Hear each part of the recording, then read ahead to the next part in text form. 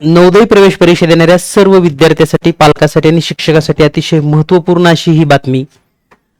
28 November रोजी नवोदयची परीक्षा होणार असून या परीक्षेचा फॉर्म भरण्याची शेवटची तारीख आहे 31 जुलै. तर पहा, 28 नोव्हेंबर ही परीक्षेचा दिनांक असून परीक्षा होणार आहे 28 नोव्हेंबरला आणि परीक्षेचा फॉर्म भरण्याची शेवटची दिनांक आहे 31 जुलै.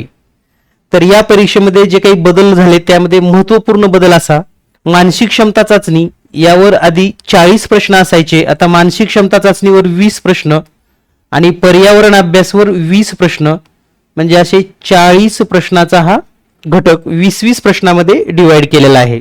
त्यानंतर दुसरा घटक आहे अंकगणित, यामध्ये 20 प्रश्न विचारले जाणार आहेत. आणि तिसरा घटक म्हणजे भाषा, मराठी उतारे, ज्यामध्ये 20 प्रश्न विचारले जातात. तर एकंदरीतच गणित आणि भाषा यामध्ये बदल नाही, परंतु गणिताचे काही टॉपिक या ठिकाणी कमी करण्यात आलेले आहेत. तर नेमकं कोणते टॉपिक असणार आहेत ते या ठिकाणी आपण समजून घेऊयात. तर यानंतर आपण एवढं समजून घ्यायचं आहे की मानसिक क्षमता चाचणी यामध्ये जे 5 घटक आहेत त्यामधला जो पहिला घटक आहे तो म्हणजे आकृती पूर्ण करणे. तर या ठिकाणी आकृती पूर्ण करणे हा पहिला घटक आहे. यावर 4 प्रश्न परीक्षेमध्ये विचारली जाणार आहेत.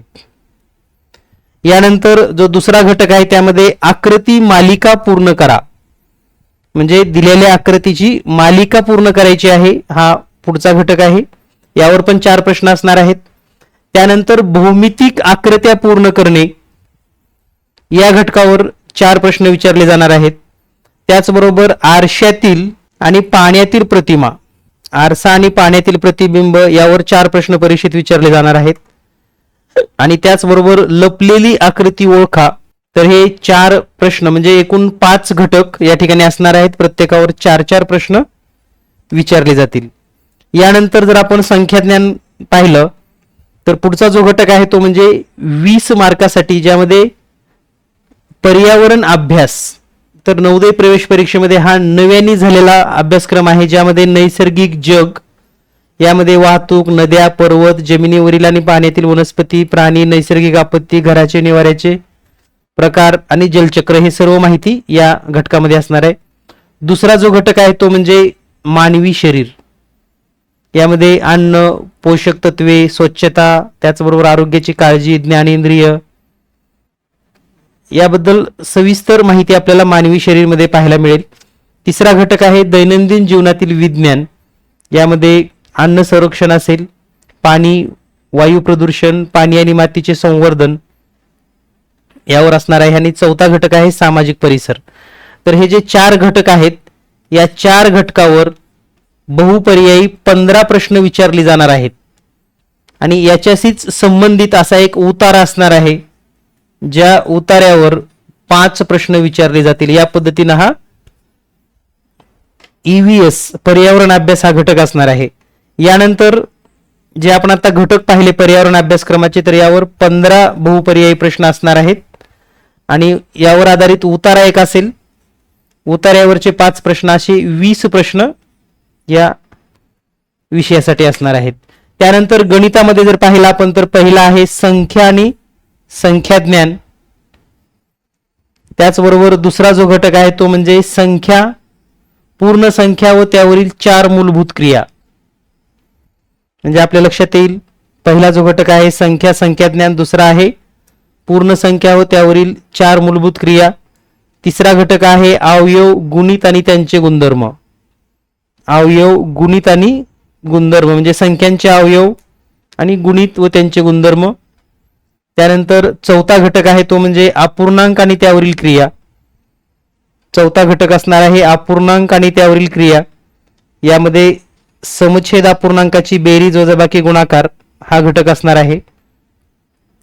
त्यानंतर पुढचा घटक आहे मापन. 5वा जो घटक आहे तो असणार आहे मापन, ज्यामध्ये मापनासंबंधी सर्व कन्सेप्ट या ठिकाणी असणार आहेत. त्यानंतर असणार आहे संख्याचे सरलीकरण म्हणजेच पदावली. 6वा घटक आहे संख्याचे सरलीकरण म्हणजेच पदावली. तर हे जे घटक आहेत ते अतिशय महत्त्वाचे आहेत. आणि यामध्ये काय वगळलेलं आहे तर दशांश अपूर्णांक आणि दशांश अपूर्णांकाचे एकमेकांमध्ये रूपांतर हा घटक या ठिकाणी वगळलेला आहे. दशांश अपूर्णांकाचे एकमेकांमध्ये रूपांतर. त्यानंतर 7वा जो टॉपिक आहे तो म्हणजे परिमिती आणि क्षेत्रफळ. 7वा जो टॉपिक आहे तो म्हणजे परिमिती क्षेत्रफळ. त्यानंतर 8वा टॉपिक आहे कोन व कोनाचे प्रकार. 8वा टॉपिक आहे कोन व कोनाचे प्रकार. हा 8वा टॉपिक असेल. आणि 9वा टॉपिक आहे माहितीचे विश्लेषण. तर या पद्धतीनं एकूण माहिती विश्लेषण किंवा आलेख या संबंधीचे प्रश्न असणार आहेत. तर गणितामध्ये हे 9 टॉपिक असणार आहेत. आता जे वगळलेले टॉपिक आहेत यापूर्वीचे त्यामध्ये 3 टॉपिक, एक म्हणजे दशांश अपूर्णांक, हा घटक अजिबात नाही आहे. त्यानंतर दशांश अपूर्णांक आणि व्यावहारिक अपूर्णांकामध्ये रूपांतर, म्हणजे हा घटक, हा दुसरा घटक. आणि तिसरा घटक म्हणजे नफा तोटा. हे तिन्ही घटक सिलेबस मधून वगळलेले आहेत. आणि यानंतर जो शेवटचा घटक असणार आहे त्यामध्ये मराठी 4 उतारे. तर या पद्धतीनं हा जो नवीन अभ्यासक्रम असणार आहे या नवीन अभ्यासक्रमाचं आपल्याला स्वागत करायचं आहे. त्याचबरोबर लवकरात लवकर या सर्व घटकावर नवीन अभ्यासक्रमानुसार तुम्हाला सर्व पुस्तकं अभ्यासाला मिळणार आहेत. तर जीनियस मॅथ परिवारासोबत राहा. तुम्हाला नक्कीच सर्व घटक आणि या घटकानुसार नवीन अभ्यासक्रमाचं पुस्तक लवकरच उपलब्ध होणार आहे. तर सर्व विद्यार्थ्यांना आपला जो अभ्यास चालू आहे तो चालू ठेवा. नवीन जो घटक आलेला आहे त्या संबंधी सविस्तर पुस्तक आपल्याला लवकरच उपलब्ध होईल.